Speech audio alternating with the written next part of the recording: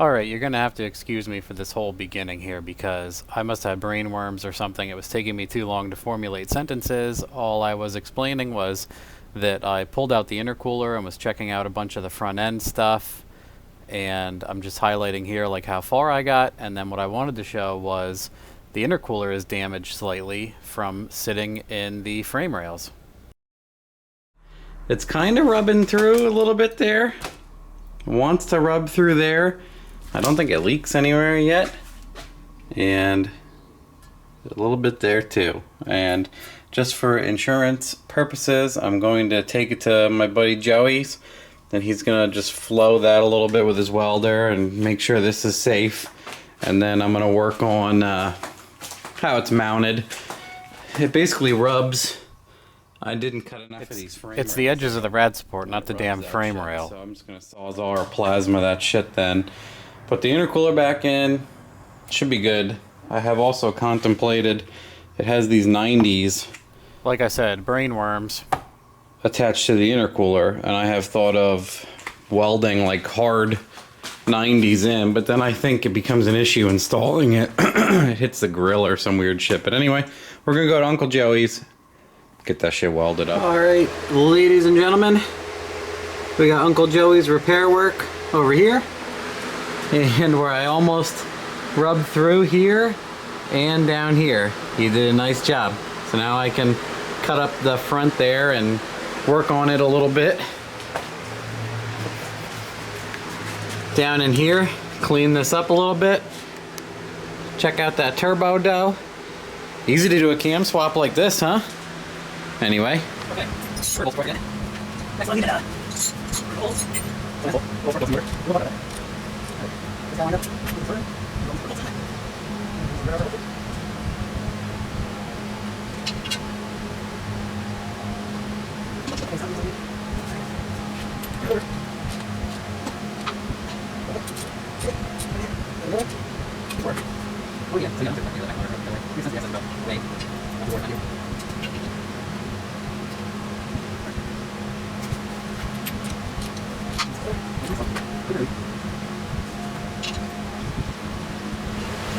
Put the starter in, but that'll make it harder to plug in the crank connector. I don't have the harness yet. Andy's still rewiring it. Like I said, this is the first time I did a project where I'm actually didn't have everything from the start. Normally I get everything I need and then I start so I can finish quickly, immediately. So maybe one of the first times I'm waiting for shit. It's not because people are slow, it's because I just sent them like last Wednesday.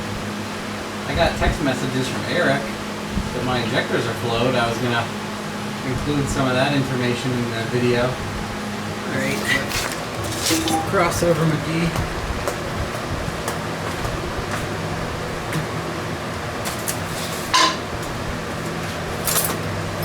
Then starter thing, crossover tubes, ladders,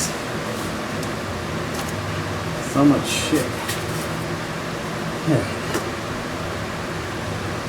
Gotta put the starter in first, because the crossover tube blocks the starter.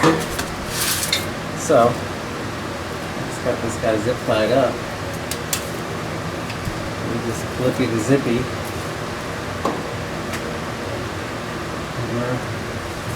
There we go.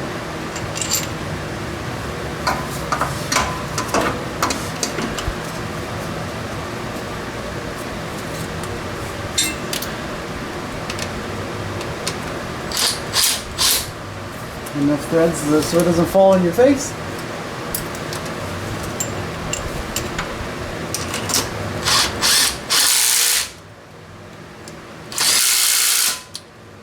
Cool.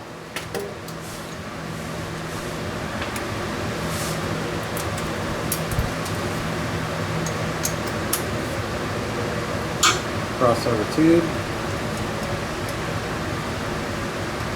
A little bit of magic. Get this guy in nice.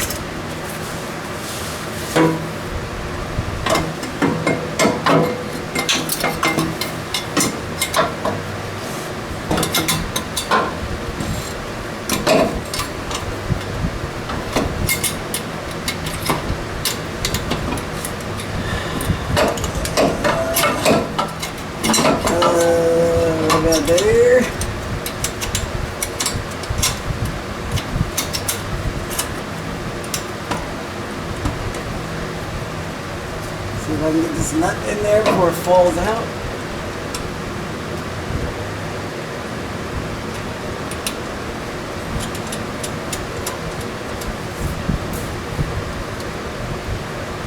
Alright. Not terrible, not terrible. Can you get the other side going? You idiot.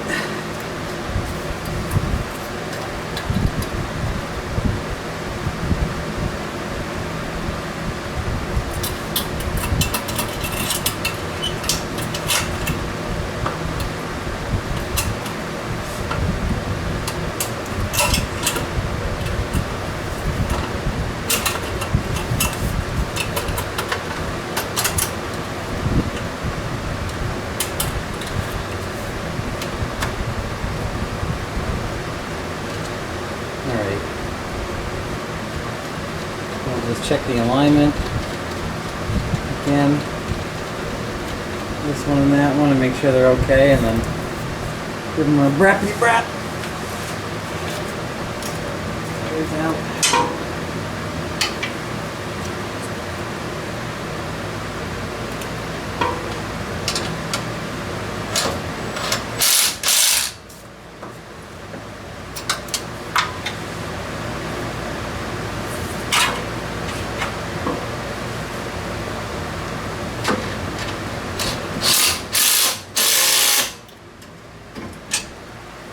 Okay.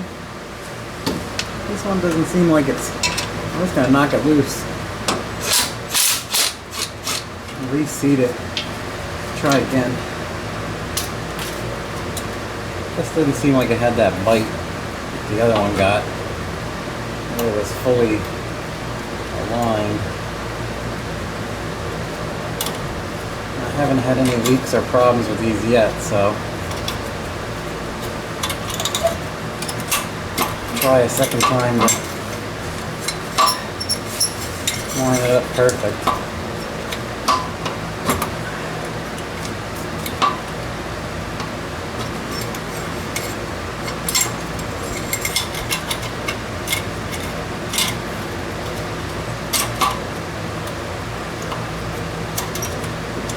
Loosen the other side again. And yes. Actually, this thing isn't really that bad. It's actually really nice.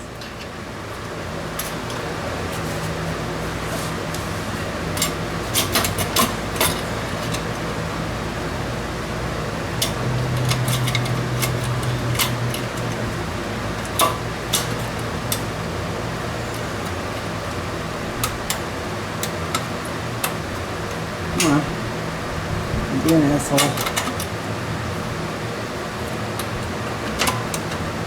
There it is.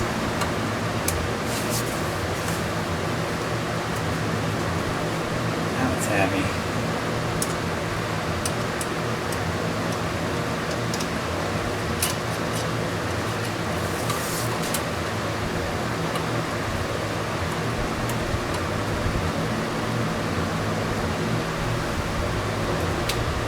Grab her too.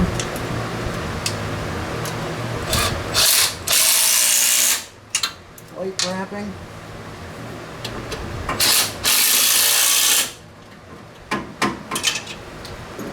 Alright. I'll go over all these by hand quick, make sure they're tight. I promised I would show under here. We got turbo drain in the front, as many people saw. And then we have the turbo feed is right above the oil filter housing. That's our header.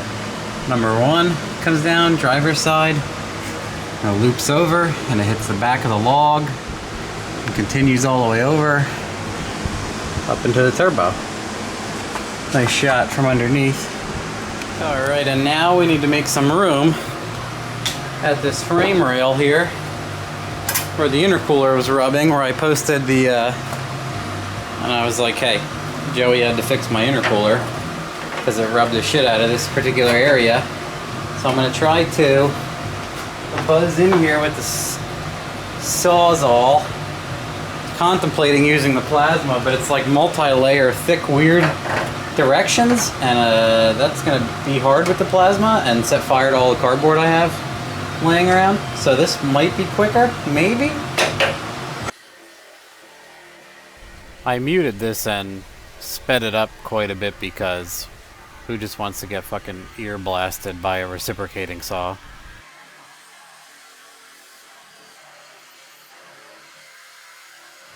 This other one's just fucking hanging here.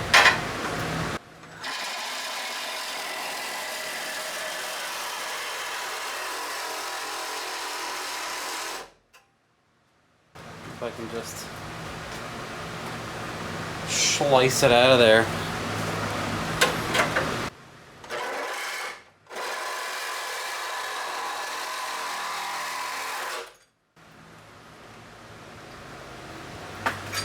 Alright.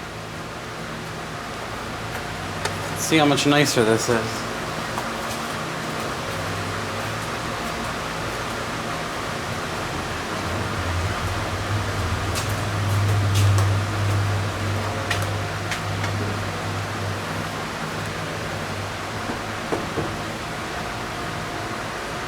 Okay, yeah. Much more respectable amount of room down there for this guy. Obviously moved on to trimming the driver's side now.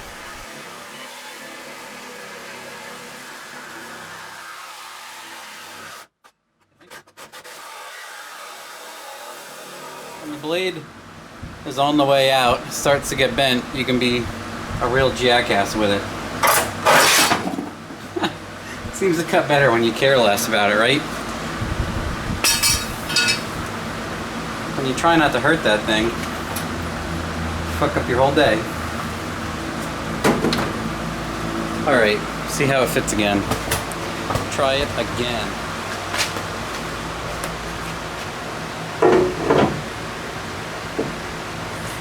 Yeah, lots of room now. Don't really have to worry about anything.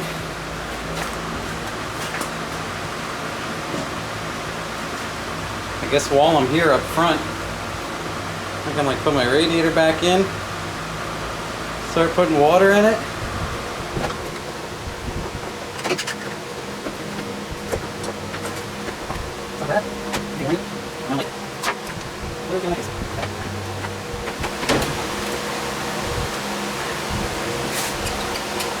Shove the lower hose back in.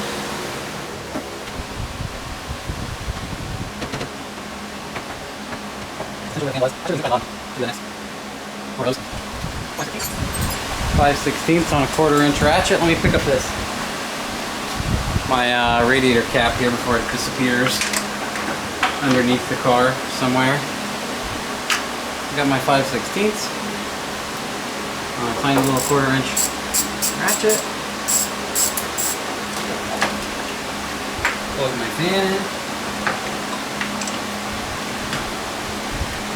Put my selfies in to hold the relay.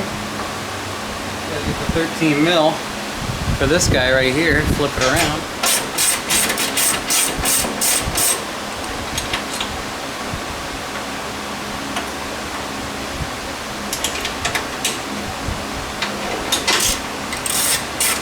Cool, I'm doing pretty good. Doing pretty good. It is hot. My brain is gone today, if you can't tell. I am feeling totally brain dead. Here's my little activation wire to turn the high-speed fan on manually. This one's 5/16, this one's 9/32. Of course, right? Why would they be the same? Funny fact here is this is the stock 4-cylinder upper radiator hose. Totally unmodified. Now normally what you would do is you would fill the block first. Brainworms. Then fill the radiator, because these thermostats don't open that great when you fill. If you fill the rad first and you go to warm this thing up, it like will not pop the thermostat and bleed correctly. So it's easier to fill the motor first. But since I have a couple holes drilled in my thermostat, I'm just going to fill it from here, put everything on, make it easy on myself. Jam that guy on. Jam this guy on. rotation. See what it likes.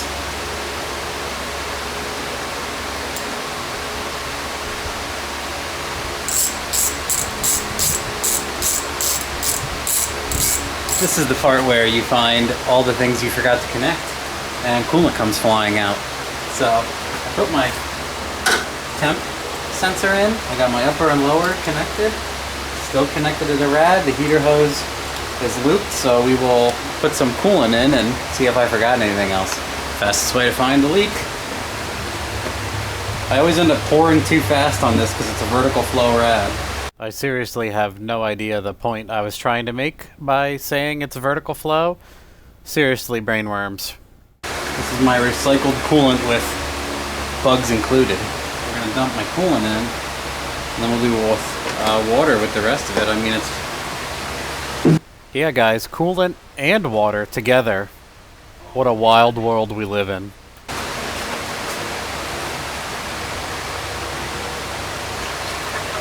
A pro tip for this is to put a catch pan underneath before you start doing this. So when it inevitably overflows, it's not on the floor. I hear it coming up. Just saw some stink bugs hitching a ride. Alright. And in my experience, most LS swaps take like 3 to 4 gallons for block and radiator together, like average size radiator and fan setup. So we'll go get some more, 2 more gallons of water and see how much goes in there. Alright, all I need to do is also get some oil for this thing. It's not totally full. We'll see if it's even on the dipstick. I don't know how much I have in here. I think I dumped in 3 or 4 quarts at the bottom of one of mine.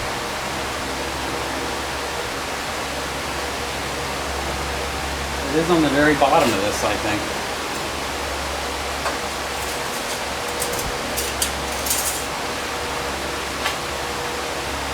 No. That was residual. So it ain't even on the stick. But everything else is doing good. Even more brainworms.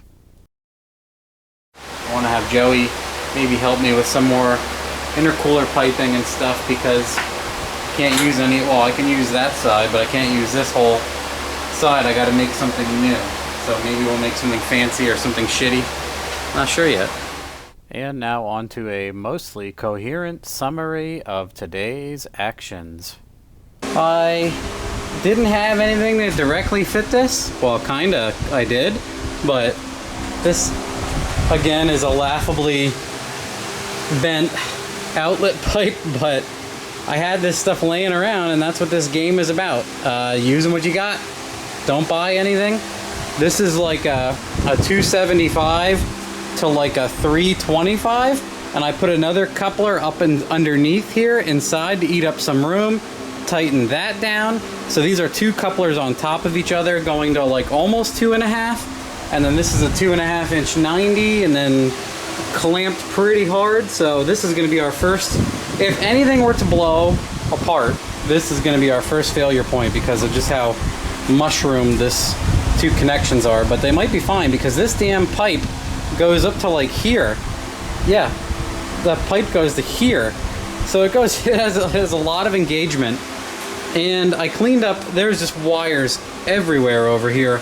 So I just cleaned up a little bit of that. I'm still going to show you how I connect the stock harness. I just didn't get it yet.